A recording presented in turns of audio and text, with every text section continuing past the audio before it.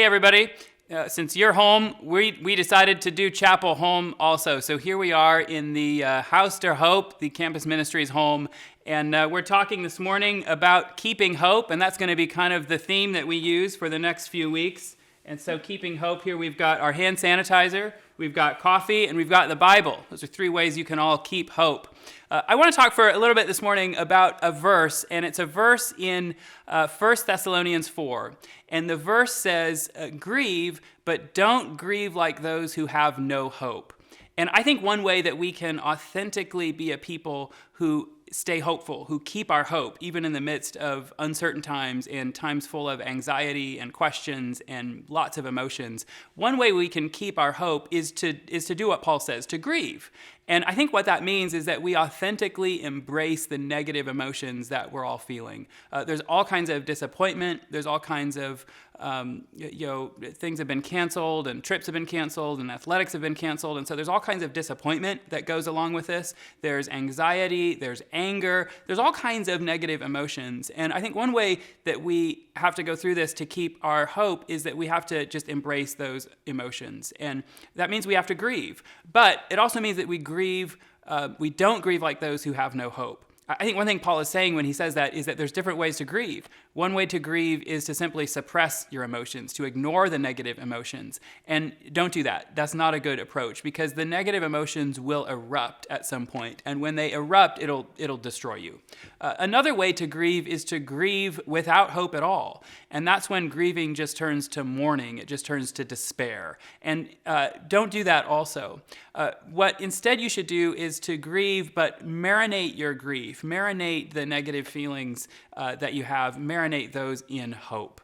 I want to talk to you for a minute or two about one of the periods of my life where I went through an incredibly difficult time. And for me, it was when I lost my parents. It was the hardest time of my life. It was the hardest spiritual time of my life.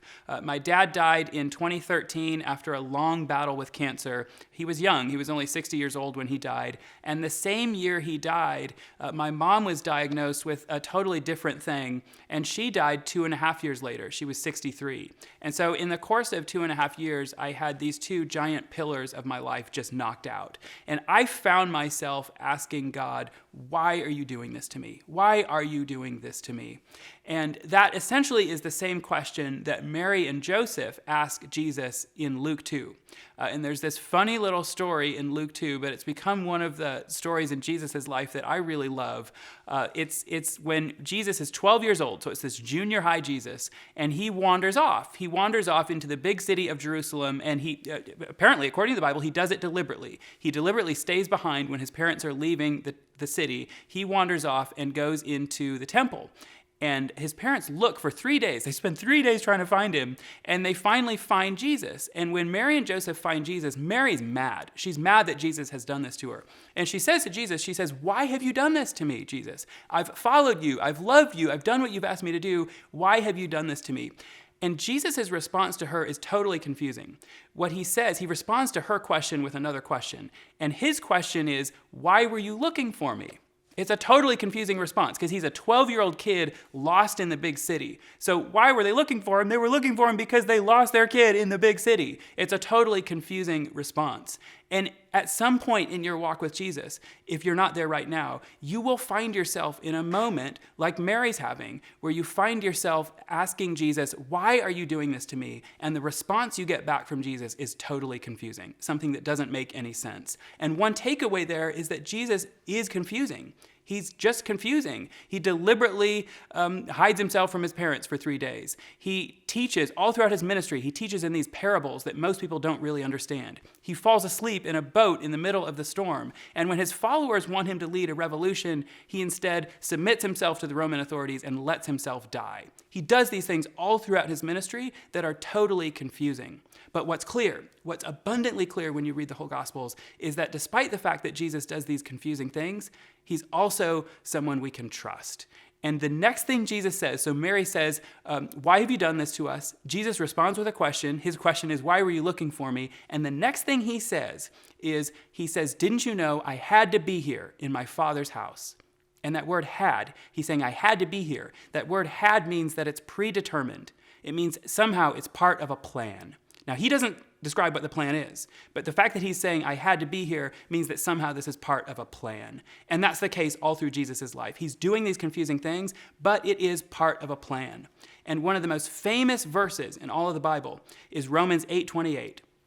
And Romans 8:28 says, God will work all things together for good in the end. And what that means for you is that if you're going through a time right now, which we all are, a time where we don't see a lot of good right now, that simply means that it's not the end yet. If you don't see the good yet, it simply means it's not the end yet. What that means is that God is still writing your testimony. And what we can do is we can live with hope because we know what the end is. And the end is somehow going to be good. The whole Christian story is bad news, confusing news, disturbing news before it's good news. Jesus is born into disgrace, he's unjustly killed, and he's buried in a humiliating way.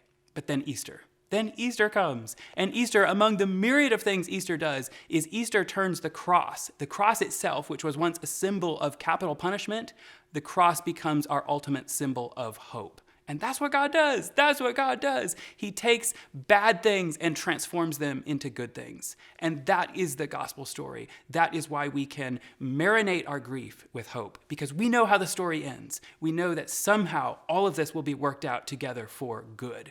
And so I leave you with that you can keep your hope in the middle of these trying times, because we know how the story ends. And it ends with hope. It ends with good news.